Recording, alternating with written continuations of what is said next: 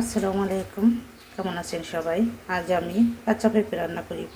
দেখেন কী করে রান্না করি। পেঁয়াজ, কাঁচা মরিচ, আদা রসুন ভাজা ভাজা করে হলুদ, মরিচ, ধনিয়া, লবণ দিয়ে ভালো করে কষিয়ে নেব।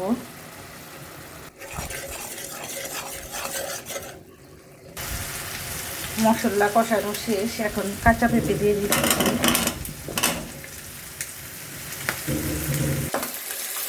পাশের চুলায় ভেজে নিচ্ছি মাছ, দেখে সুন্দর করে কষিয়ে নেব। মাছগুলো লাল লাল করে ভাজিয়ে নেব। কষানো হয়ে গেছে, এখন জল দিয়ে দিচ্ছি। জল ফুটে উঠেছে, এখন মাছগুলো দিয়ে দিচ্ছি। এখন দিয়ে দিচ্ছি ভাজা জিরে গুঁড়ি।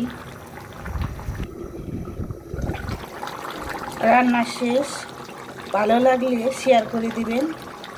ধন্যবাদ।